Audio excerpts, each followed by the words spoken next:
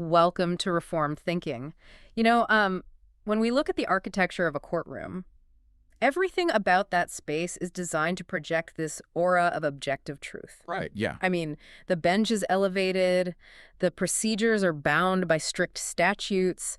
The whole goal of the legal system is to take the chaos of human conflict and, well, filter it through the grid of the law until you get a binary conclusion, guilty or not guilty. hmm That is the theoretical baseline of jurisprudence, for sure. Yeah. A society expects its legal apparatus to protect the innocent and punish the guilty. And when that mechanism functions correctly, it provides a sense of security. Right. But when that mechanism fails, or, I mean, worse, when it's intentionally inverted by the very authorities appointed to uphold it, the resulting injustice is staggering. And that inversion, that's our focal point today. We are taking a deep dive into the source material surrounding 3 short verses in the Gospel of Matthew, chapter 27, verses 24 through 26. Yeah, and we are not treating this passage as some obscure historical footnote or, a simple morality play. No, definitely not. For you listening, we want to establish that this specific sequence of events represents the legal and theological climax of cosmic history. Right. We are analyzing the moment when the political machinery of the Roman Empire and the religious identity of first-century Israel collided to condemn the sinless Son of God. The scene in the Roman Praetorium defies all standard legal logic. Yeah. I mean, you have a supreme regional magistrate who publicly, repeatedly declares a defendant completely innocent of all sedition charges. Yes, over and over. Right. Yet in the same continuous sequence of events, this same magistrate sentences that innocent man to the most brutal execution method available. It's unbelievable. And simultaneously, you have a religious establishment that demands to absorb the moral and legal liability for an execution, all while a genuinely guilty, violent insurrectionist walks out of the courtyard as a free man. Yeah, while the true king is shackled. It is a terrifying breakdown of justice. It really is. Matthew is writing a narrative that forces the reader to confront a whole host of uncomfortable realities. You have a judge who acts more like a defense attorney trying to negotiate a plea deal with a mob. You have a crowd acting with a single lethal consciousness. And sitting right in the center of this chaos is Jesus of Nazareth, remaining silent while the entire world fractures around him. The text is constructed to expose the absolute failure of moral neutrality. Matthew's gospel strips away the veneer of human righteousness to reveal the depravity inherent in both secular political systems and corrupted religious institutions. Yeah. But shining through that darkness, Matthew also presents the staggering reality of divine substitution. This passage is the intersection where extreme human rebellion meets God's sovereign grace. So to understand the mechanics of how the innocent Christ is condemned, we have to start by analyzing the man holding the gavel, Pontius Pilate. Right. In popular imagination, the Roman Empire is viewed as this iron-fisted, unshakable monolith. We picture legions marching in perfect formation and governors ruling with absolute impunity. Yeah, that's the standard assumption. So the immediate question the text raises for you as the reader is, why would a Roman prefect, a man who literally holds the authority of the emperor and has armed auxiliary cohorts at his disposal, why would he cave to a local mob of religious leaders? Right, because he knows Jesus is innocent. Yeah, the text states Pilate knew it was out of envy that they had delivered him up. So what invisible pressure is forcing Pilate's hand here? Well, to answer that, we have to reconstruct Pilate's historical vulnerability. Right. The year is roughly AD 33. Pilate is not operating in a vacuum where he can simply make abstract philosophical decisions about truth and justice. Right. He is operating inside a highly volatile, highly punitive bureaucratic structure. The emperor sitting in Rome, or more accurately retired to the island of Capri, is Tiberius Caesar. Okay. And in his later years, Tiberius had descended into intense paranoia. He suspected treason everywhere, and he was actively prosecuting any provincial governor who showed the slightest hint of disloyalty or administrative incompetence. Because Tiberius had essentially institutionalized the treason trial, right? The Maestas trials. Yes. If someone accused you of diminishing the majesty of the Roman people, or specifically the emperor, the consequences were lethal. Lethal. It was a culture of terror within the administration. So Pilate is reporting to a boss who is actively looking for reasons to execute his own subordinates. Yes, and Pilate's specific standing with Tiberius was already compromised. You see, Pilate owed his political career to a man named Lucius Aelius Sejanus. Okay, who was he? Sejanus was the commander of the Praetorian Guard back in Rome. For a time, while Tiberius was on Capri, Sejanus was effectively running the empire, Wow, okay. and he was intensely anti-Semitic. He encouraged policies that suppressed Jewish customs. Pilate, who was appointed under Sejanus's patronage, implemented this aggressive stance in Judea. But the political winds in Rome shifted violently, didn't they? Very violently. Yeah. In October of AD 31, Tiberius realized Sejanus was plotting a coup. Yeah.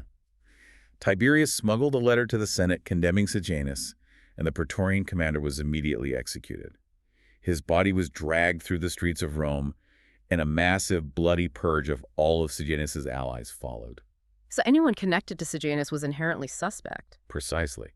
Pilate survived the purge, but he was left completely exposed. I mean, he was a middle manager in a distant province whose patron had just been executed for treason. Right. One mistake, one accusation of disloyalty, and Pilate knew he would be summoned to Rome to face the executioner. So when the Jewish leaders later yell at Pilate, "If you release this man, you are not Caesar's friend," they are not just throwing out a rhetorical insult. No, not at all. They are threatening him with a maestas charge. They are threatening to send a dispatch to Capri telling a paranoid Tiberius that Pilate is harboring a rival king. That is the leverage. That is the leverage. Furthermore, Pilate's own track record in Judea was disastrous. First-century historians like Josephus and Philo document how Pilate repeatedly and unnecessarily antagonized the local Jewish population. He had smuggled Roman military standards bearing the emperor's image into Jerusalem under the cover of night. Which was a huge offense. Huge. When the population discovered them, they marched to his residence in Caesarea and protested for 5 days. Pilate surrounded them with soldiers and threatened to cut their heads off. And what did they do? The Jewish protesters simply bared their necks and said they would rather die than see the law transgressed. Wow. So Pilate had to back down and remove the standards. He lost a massive game of political chicken. He did, and later he took sacred funds from the temple treasury, money dedicated to God, to build an aqueduct into Jerusalem. Oh, that's not going to end well. No, it sparked another massive protest. Pilate sent soldiers dressed in civilian clothes into the crowd with concealed daggers, and they beat and killed many unarmed citizens. Oh. He also hung golden votive shields dedicated to Tiberius, right in Herod's former palace in Jerusalem, which led to the sons of Herod writing a direct letter of complaint to Tiberius. Straight to the emperor. Yes, and Tiberius wrote back, severely rebuking Pilate and ordering the shields removed. Okay, so Pilate is a man out of options. Every time he provokes the local population, they threaten to appeal to Rome, and Rome always sides against him because they just want peace in the provinces. His political capital is entirely bankrupt. So by the time Jesus is standing on the pavement in front of him, Pilate is terrified. And the timing amplifies this terror. It is the festival of Passover. Right. Normally, Jerusalem had a population of maybe 50,000 people. But during Passover, hundreds of thousands of religious pilgrims from all over the known world flooded into the city. Yeah. They camped on the hillsides. The infrastructure was strained to the breaking point. And Passover is not just a religious holiday. It is the annual celebration of Israel's historical liberation from the oppressive foreign empire of Egypt. You have a swelling mass of people, packed into tight quarters, fueled by nationalistic fervor, celebrating their historical freedom from an empire, while living under the boot of a new empire. It is a political tinderbox waiting for a spark. And Matthew notes in verse 24 that Pilate saw he was gaining nothing, and that a riot was starting. The specific Greek term Matthew employs here is thoribos. Oibos. It indicates a violent uproar, a tumult, a complete breakdown of civic order. For a Roman prefect, a thoribos in the capital city during a major festival meant absolute administrative failure. And likely his death. Yes. If a riot broke out, Pilate's small auxiliary force would be overwhelmed. The Roman legate of Syria would have to march south with heavy legions to restore order. A devastating report would be sent to Tiberius. Pilate was weighing the life of one Galilean carpenter against his own survival. So he looks at the mob, looks at the innocent man, and decides the math of political pragmatism requires an execution. But instead of just issuing the decree, he engages in a bizarre piece of performance art. He calls for a basin of water. He performs a ritual hand-washing in front of the crowd. This is a highly calculated psychological maneuver. Pilate is a pagan Roman aristocrat. Washing hands to signify innocence is not a standard Roman judicial procedure. Wait, really? It's not Roman? No, he is deliberately reaching into Jewish theological tradition. If you read Deuteronomy chapter 21, The Mosaic Law outlines a very specific protocol for unsolved murders. Oh, right. If a body was found in a field and the killer was unknown, the elders of the nearest city had to take a heifer, break its neck in a valley, wash their hands over the sacrificed animal, and formally declare, "Our hands did not shed this blood, nor did our eyes see it shed." Okay, so Pilate is appropriating their own sacred text. He is using their covenantal symbols against them. He is speaking their theological language to force the liability onto them. He washes his hands and declares, "I am innocent of this man's blood. See to it yourselves." It is an attempt to execute a legal impossibility. Pilate is the supreme executive authority in Judea. He alone possesses the acus gladii, the right of the sword. The Sanhedrin cannot legally execute anyone without his ratification. Right.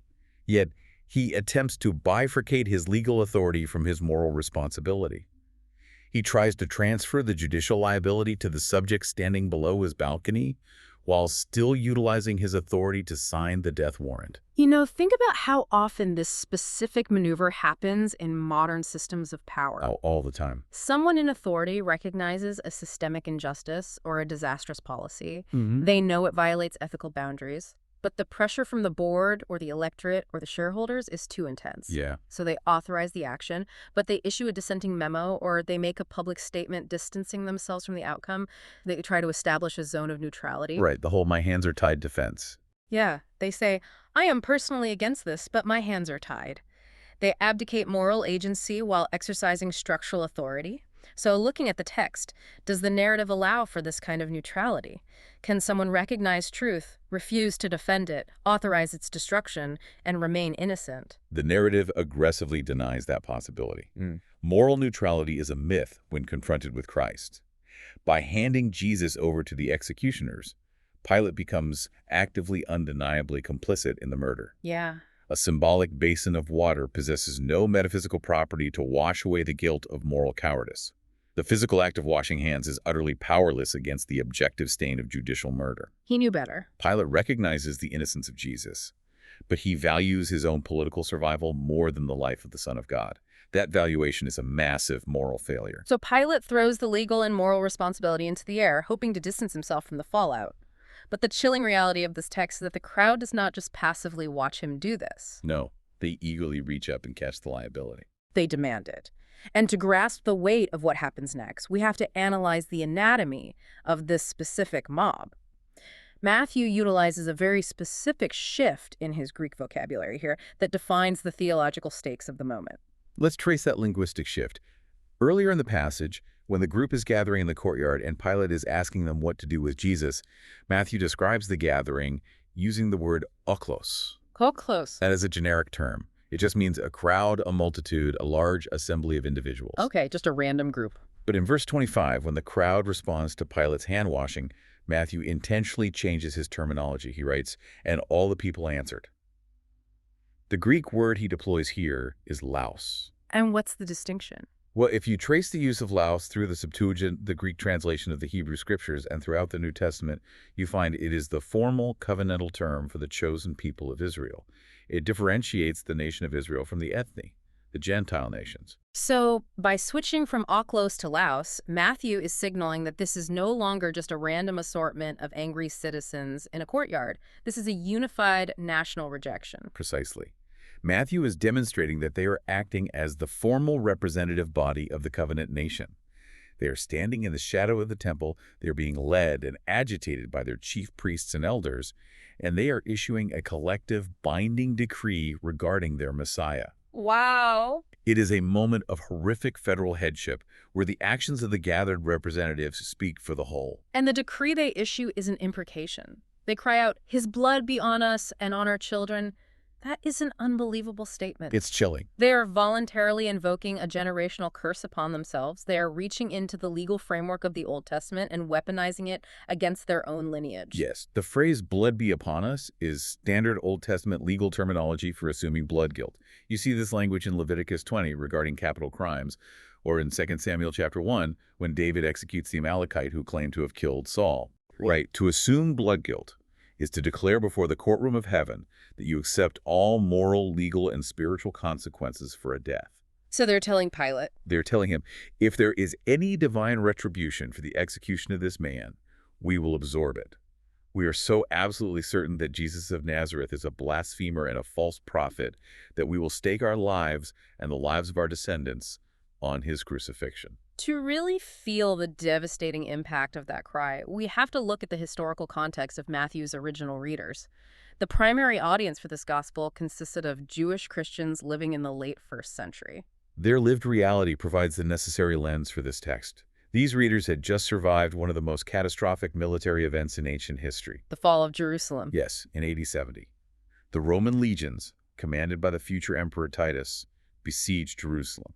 They starved the city, breached the walls, completely destroyed the capital, and burned the Second Temple to the ground. Just absolute devastation. The priesthood was decimated, the genealogical records were lost, and the sacrificial system of Israel was permanently dismantled. The Roman historian Tacitus, as well as Josephus, described the carnage in horrific detail. Yeah. Thousands were crucified outside the city walls until the Romans literally ran out of wood for crosses. And that destruction happened roughly 40 years after Pilate stood on that balcony. 40 years is the biblical measurement of one generation. Yes. When Matthew records the crowd screaming, "His blood be on us and on our children," his original readers are processing this text while looking at the smoldering ruins of their holy city. That's heavy. Matthew is presenting a theological argument about historical consequence. He is showing them that the fall of Jerusalem was the tragic realization of this very cry. Right. The generation that demanded the blood of the true temple, Jesus Christ, brought the covenantal judgment of wrong down upon their physical temple.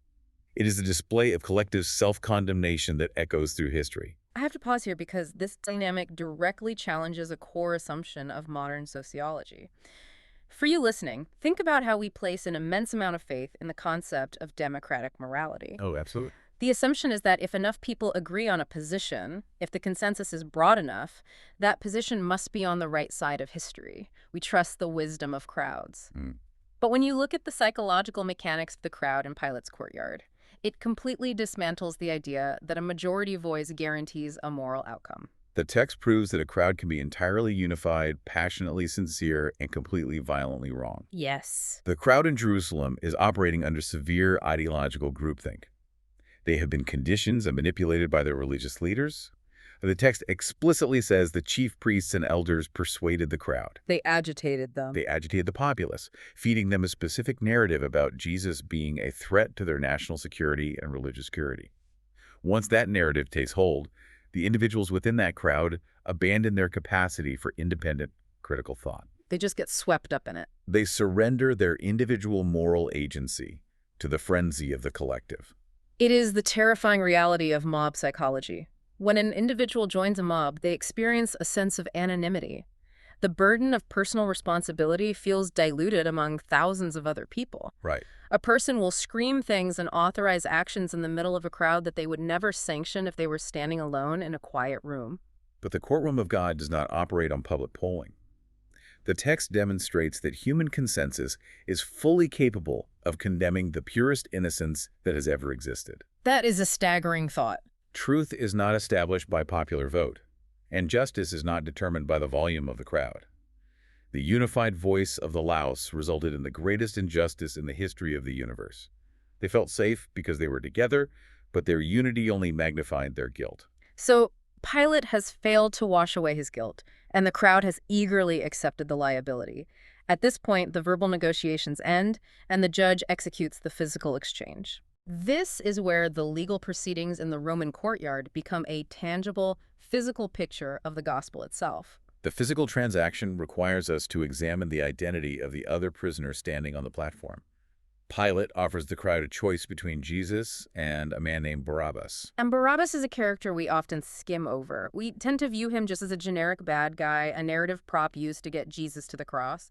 But the historical and linguistic details surrounding his identity are, well, they are incredible. The name itself carries massive theological weight. Barabbas is an Aramaic patronymic. Bar translates to son, and Abba translates to father. So his name literally means son of the Father. It does, and the manuscript tradition adds an even more shocking layer. In several ancient textual witnesses, particularly the Caesarean text family and some early Syriac versions, his full name is recorded. And what was it? His first name was Jesus Barabbas. Jesus Barabbas. Wait, really? Both of them? Yes. which means the Roman prefect places two figures side by side on the pavement, and both are named Jesus. On one side, you have Jesus Barabbas, Jesus the Son of the Father. We know from the Gospel accounts that he was a notorious prisoner, an insurrectionist, and a murderer. A literal rebel. He had likely participated in a recent violent uprising against Roman occupying forces. He sought to establish a Jewish kingdom through the mechanism of violent political rebellion. He represents the path of force, bloodshed, and earthly conquest. And on the other side, you have Jesus of Nazareth, Jesus who is called the Christ. He is the true divine Son of the Father. He is the one who brings the kingdom of heaven, not through violent rebellion, but through self-sacrificial submission, absolute obedience to the law, and radical love for his enemies. The contrast is deliberate and profound. I mean, it is stark. Pilate presents Israel with a choice between two entirely different visions of the kingdom, embodied in two men with the same name. Yeah.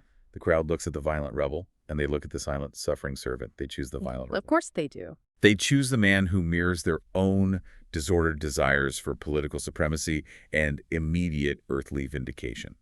They reject the one who calls them to spiritual repentance. This choice triggers a structural exchange that maps perfectly onto the ancient legal codes of Israel. Specifically, the rituals outlined in Leviticus for the Day of Atonement, Yom Kippur. Yes, Leviticus chapter 16. On the Day of Atonement, the high priest was required to take 2 goats and present them before the Lord at the entrance of the tent of meeting. Right, 2 goats. 1 goat was selected by lot to be slaughtered as a sin offering. Its blood was carried into the Holy of Holies to satisfy divine justice and make atonement for the sanctuary. And the other? The second goat was designated as the scapegoat, the goat for Azazel. The high priest would lay both his hands on the head of the live goat, confess over it all the iniquities and transgressions of the people of Israel, symbolically transfer the national guilt onto the animal. And then it's let go. Yes, then that goat was led out into the wilderness and set completely free. So the parallels here in Matthew 27 are unmistakable. Jesus and Barabbas stand side by side before the authorities as the historical, literal fulfillment of this ancient ritual. It is the theology of the Day of Atonement, playing out in real time under Roman jurisdiction. Yeah. Barabbas functions as the scapegoat. Yeah. He is genuinely guilty, carrying the weight of his own crimes of murder and sedition. Yet, through this bizarre legal exchange, the threat of death is removed from him, and he is released into the wild, completely free from condemnation. While Jesus takes the other role. Jesus of Nazareth is the goat of the sin offering. He is the spotless, innocent victim who is delivered over to be slaughtered to satisfy the strict requirements of justice. So to understand the mechanics of this, we have to look past the physical release and examine the legal structure of what happens. Okay. For you listening, imagine a complex corporate merger where one company is drowning in toxic debt, facing imminent liquidation. Another massive, highly capitalized corporation steps in. But instead of just giving them a loan, they execute a structural assumption of liability. The acquiring company legally transfers all of the toxic debt onto its own balance sheet. The failing company is instantly cleared. Their ledger reads 0. They are solvent, not because they earned the money, but because another entity legally absorbed their ruin. That's a great way to put it. Barabbas is that failing entity. His release is not a legal fiction, it is a structural transfer. So how does this specific exchange redefine how we comprehend the doctrine of justification? It provides the visible historical framework for the doctrine of imputation. You see, justification is not God simply ignoring our sin or deciding to grade on a curve. No. A holy God cannot pretend that rebellion never happened. The demands of justice must be met. Justification requires an actual structural exchange of legal standing. So Barabbas is really a picture of us? Yes, Barabbas does not get released because Pilate suddenly decides that murder is an acceptable practice. The law still demands a life. Barabbas is released solely because another man is going to die on that specific cross in his place. And the Romans had already prepared the execution materials for Barabbas, right? The timber was cut for her. Spot on. When theology speaks of substitutionary atonement, it asserts that Christ physically, legally, and spiritually stood in the exact place of the condemned. Barabbas is the historical avatar for every single person who will ever believe the gospel. We are the guilty rebels. We have broken the divine law. We deserve the penalty of cosmic justice. But Christ steps into our exact legal position. He takes the condemnation so that we can receive the acquittal. Barabbas walked out of that courtyard breathing free air for one reason only, The Son of God took his cross. Man, so as Barabbas walks out of the frame into his unearned freedom, the silent king is delivered to the brutal mechanics of Roman execution. Matthew shifts our focus from the legal negotiations to the physical reality of the punishment. Yes, he does. But we have to recognize that behind the strike of the Roman whip, an entirely different decree is being executed. The physical reality of what happens next is grueling. Matthew describes the action with a specific Greek participle in verse 26, phragallisis. Scourging. Yes, but Roman scourging was not a simple beating. It was a highly specific, calculated instrument of torture designed to break the physical and psychological will of the victim. It was horrifying. The instrument used was the flagellum. It was a whip with a short handle and multiple leather thongs. Braided into the ends of those leather thongs were pieces of jagged sheep bone and heavy lead balls. Wow. It was designed to strip the skin and tear into the deep skeletal muscle of the victim. 2 soldiers, called lictors, would stand on either side of the victim and strike alternately. Unimaginable. The scourging induced severe blood loss, lacerations to the veins, and extreme traumatic shock, bringing the victim to the very edge of death before the crucifixion even began. It was a punishment so severe that Roman citizens were legally exempt from it. Yet Matthew does not dwell on the anatomical gore of the scourging. He states it as a stark matter of fact. He includes that word, pragmatism, to signal that the king has fully entered the machinery of execution. He is absorbing the physical wrath of the empire. And then comes the pivotal verb in the passage. Pilate handed him over to be crucified. The Greek word is paradikon. Paradikon is a heavily loaded theological term. It operates on 2 completely different levels simultaneously. How so? On the historical horizontal level, yes, Pilate hands Jesus over to the Roman soldiers to carry out the sentence. Pilate is the subject of the verb.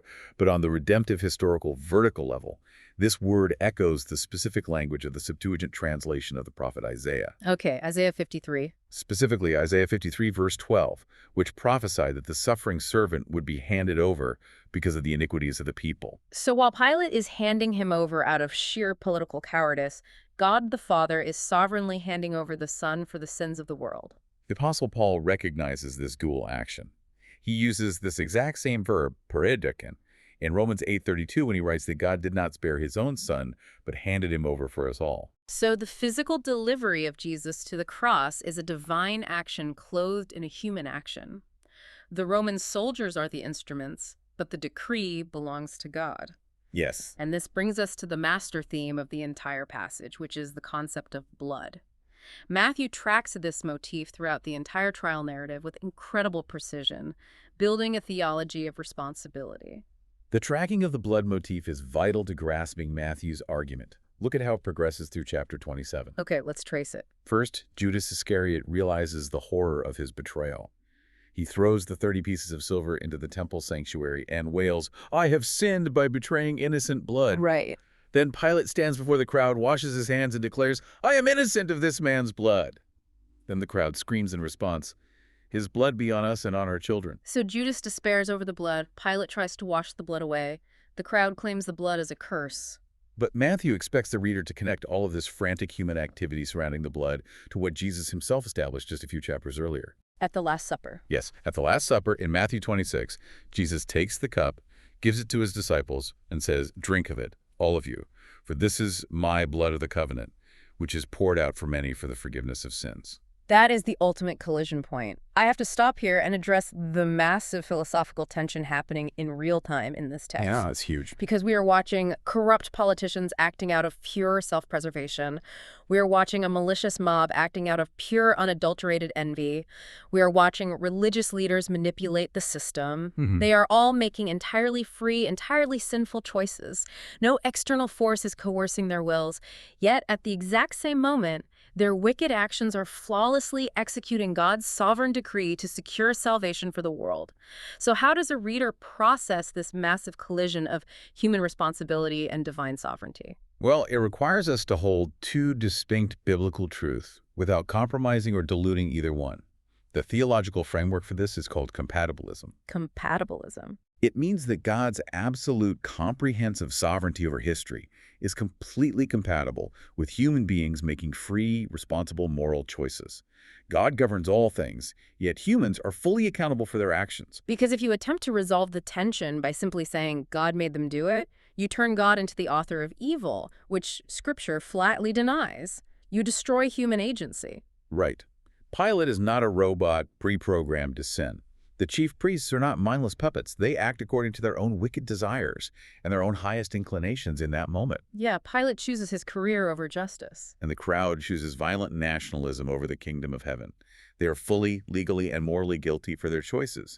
But God is so infinitely sovereign, his wisdom is so vast, that he can govern the universe in such a way that the wicked, free choices of men actually accomplish his holy, redemptive purposes. It's staggering. God ordained from eternity past that his son would die as a substitute. The human actors intended the crucifixion for evil, to crush a political and religious rival.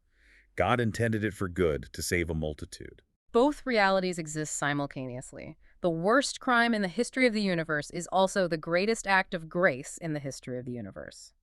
The cross is the ultimate proof that human sin cannot derail divine purpose. If you lose human responsibility, you lose the reality of sin, guilt, and the need for a savior. If you lose divine sovereignty, you lose the assurance of salvation, because it would mean the cross was just a tragic accident, a moment where God lost control of history. Right. But Matthew forces us to look at the text and see both. The gavel is held by the hand of Pilate, but the decree of salvation is written by the hand of God. So what does this exegesis mean for us today? For you listening, we need to bring these historical realities and theological doctrines directly into our own context. The courtroom drama in Jerusalem isn't just an ancient event to study for academic purposes. It is a mirror held up to our own psychological and spiritual condition. The most immediate application of this text is a severe warning. We must be warned against sinking the Pilate basin of self-cleansing in our own lives. We all construct our own basins of water to deal with our guilt. We do. Guilt is an objective reality, and when confronted with our own moral failures, our natural fallen instinct is to wash our hands of the liability. We attempt to scrub our consciences clean through various mechanisms of self-justification. Like what? Well, some try moral improvement. They think, if I just act better tomorrow, if I balance the scales with good deeds, it will wash away the sins of yesterday. Others use social activism, hoping that fighting for a noble cause will expiate their internal sense of guilt. Or we rely on if we cannot wash our own hands. If the Pilate option is a myth, what is the alternative presented by the text? The alternative is to recognize our true identity within this narrative. Yeah. The human ego wants to read the story and identify with Jesus, the misunderstood, righteous sufferer. Or we want to identify with a reformed Pilate, the one who tried to do the right thing but was overwhelmed. Yeah. Matthew strips those options away. We are asked to recognize ourselves as Barabbas.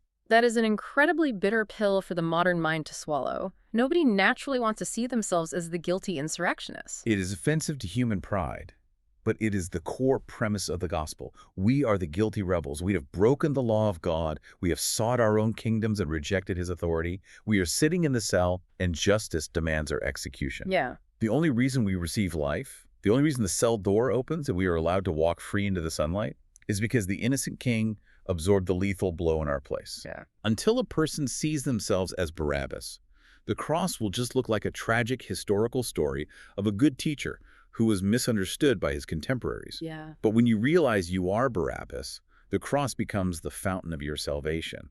It becomes the structural transfer that saves your life. That brings us to a final, staggering realization to mull over, a thought for you to sit with long after this audio stops playing. Think about the crowd in Pilate's courtyard. They screamed in absolute hatred, "His blood be on us and on our children." Right. They intended it as a lethal curse. They wanted the liability for his destruction. Yet, in the terrifying, magnificent irony of God's sovereign grace, that exact same blood is the only substance in the universe that can cleanse them. The very blood they demanded for an execution became the fountain opened for their forgiveness. When the Apostle Peter preaches at Pentecost just weeks later, he is preaching to many of the exact same people who stood in that crowd. And thousands of them are saved. Thousands of them are saved by the blood they once demanded. The blood they used to condemn themselves is the only blood that can save them. And it is the only blood that can save anyone.